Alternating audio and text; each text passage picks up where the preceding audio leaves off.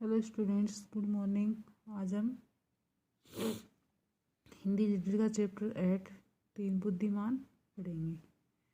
तो मानव जीवन में बुद्धि का विशेष महत्व है, क्योंकि मनुष्य में जब बुद्धि नहीं होती तो वह मूर्ख कहलाता है और वो कुछ भी काम सही नहीं कर सकता। बुद्धि द्वारा व्यक्ति अपने जीवन की प्रत्येक समस्या को सहज ही सुलझा सकता है। मतलब उसके पास कोई भी समस्या कठिनाई आए उनको वह सुलझा सकता है। बुद्धिमान व्यक्तियों के लिए संसार का कोई भी कार्य कठिन नहीं होता, क्योंकि वह अपने बुद्धि से वह कार्य सरल बना सकते हैं। तो देखो, अब चैप्टर पढ़ते हैं। तीन बुद्धिमान।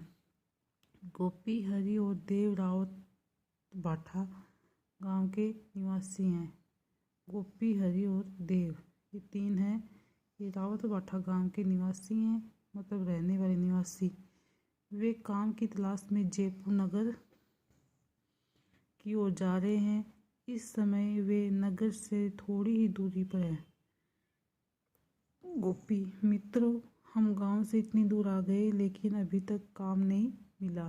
गोपी कहता है कि मित्रों, अपन गांव से इतनी दूर आ गए पर काम नहीं मिला। तो हरि कहता है, हाँ, एक सप्ताह पहले हम घर से निकले थे। अगर काम नहीं मिला तो हम सब क्या करेंगे। तो देव बोला, घबराओ मत, हम तीनों जयपुर के राजा के पास जाएंगे, वह हमें अवश्य कुछ काम देंगे।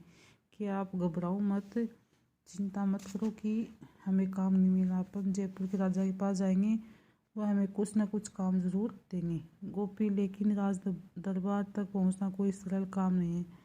कि राजा के पास और दरबार तक पहुंचना कोई सही सरल काम नहीं है। तो हरि कहता, अरे ये देखो, एक ऊँट इधर से कुछ देर पहले गया है ले जमीन पर उसके पैरों के निशान दिखाई दे रहे हैं। कि कभी कोई ऊँट गया है और उसके पैरों के निशान हैं। तो देव बोला, चलो चलते चलते इनको ध्यान से देखेंगे।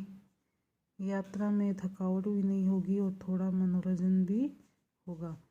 कि चलो चलते चलते इनको ध्यान से देखेंगे, यात्रा में कोई अपन को थकान भी नहीं होगी और थोड़ा मनोरंजन भी होगा।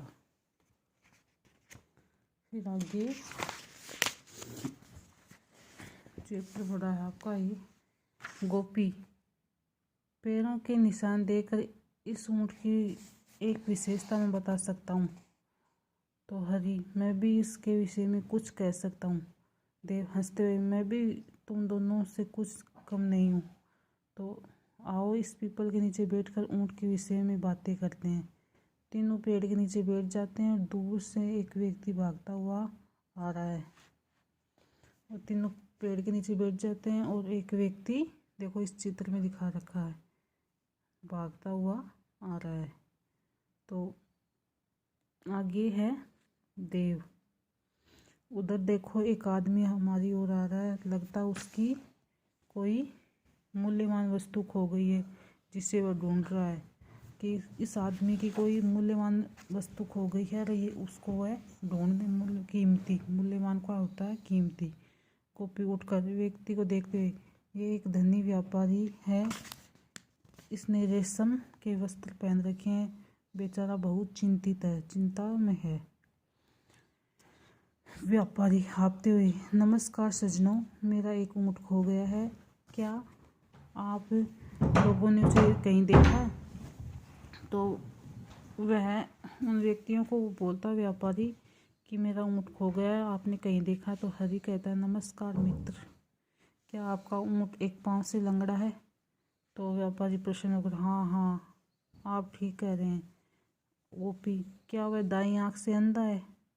तो व्यापारी, हाँ, लेकिन आपको ये सब कैसे पता? आपने अवश्य उसे देखा होगा। देव, नहीं, हमने उसे देखा नहीं। मैं आपको ये भी बता सकता हूँ कि उस ऊँट की पूँछ छोटी है। तो व्यापारी कहता है,